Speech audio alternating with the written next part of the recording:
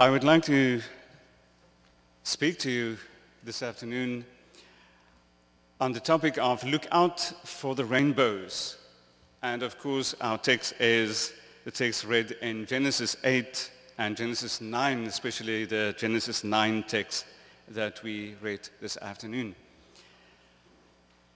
A long time ago, there was this incredibly wonderful musical, Wizard of Oz. And in this musical, there was a young lady with the name of Dorothy, or a part that was played by Judy Garland.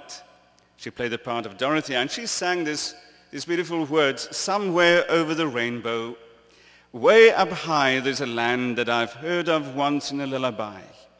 Somewhere over the rainbow, skies are blue, and the dreams that you dare to dream really do come true. Someday I'll wish upon a star and wake where the clouds are far behind me, where troubles melt like lemon drops away above the chimney tops. That's where you'll find me, somewhere over the rainbow, bluebirds fly.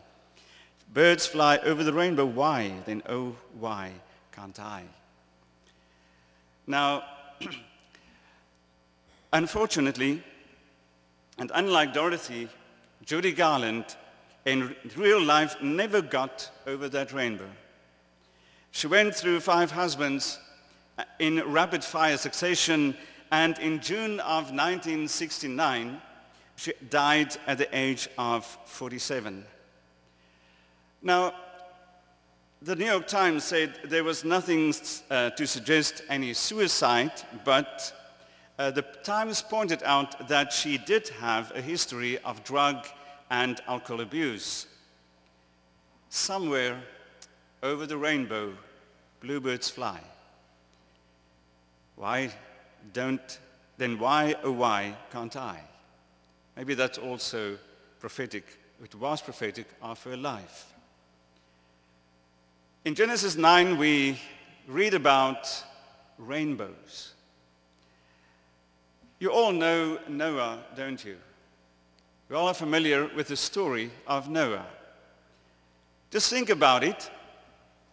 There's old Noah on a big ship with all these animals and people, and he was there for 40 days. Not only for 40 days, but quite a long time. That it didn't rain. It rained for 40 days and 40 nights, but he was there for about a year. What did our seagoing ancestor Noah need when he stepped off the ark, I wonder? I think he needed a big dose of hope. He had been the first of many whom God would later call out of this world to save the world. And like those whom God would subsequently call, Noah's job was quite tough. For nearly a year, Noah had been cooped up on an ark, battling seasickness, mediocre food, and, well, smells below. Then, when he finally climbs off the ark, he is met by a sight of what remained, maybe bloated corpses, rotting vegetation.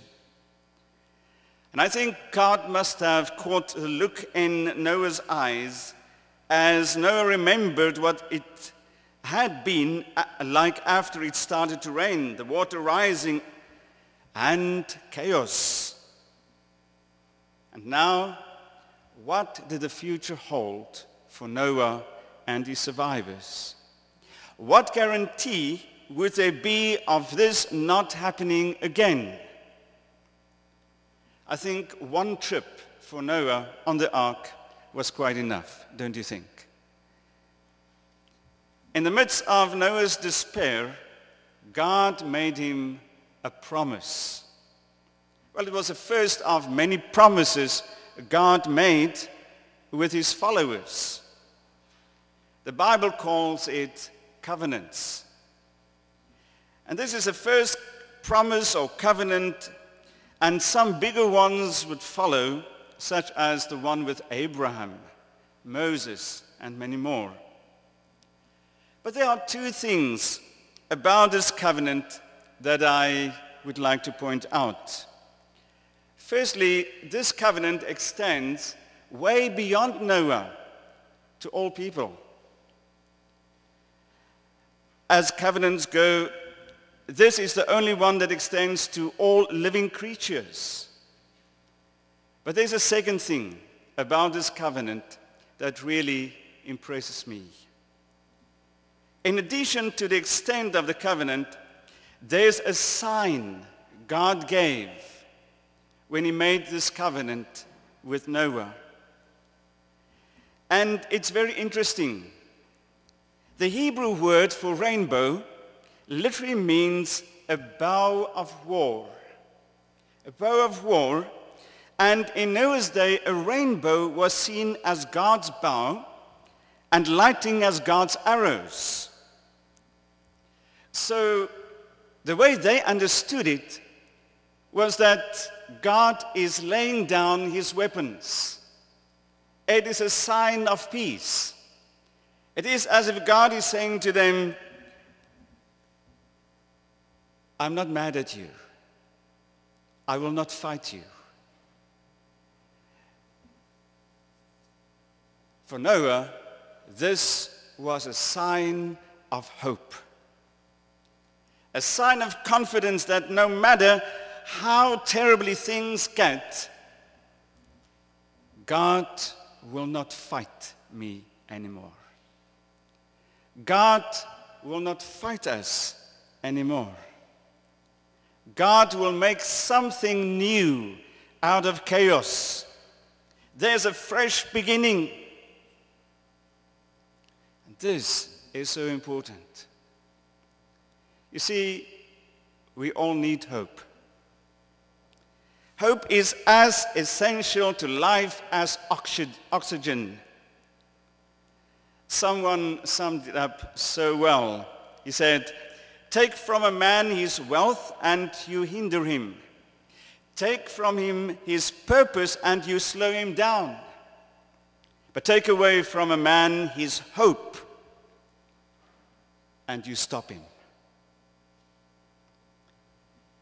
He can go on without wealth, even without purpose for a while, but he will not go on without hope. At the Duke University, they conducted an experiment to see how long rats could swim. In one container, they placed a rat for whom there was no possibility of escape.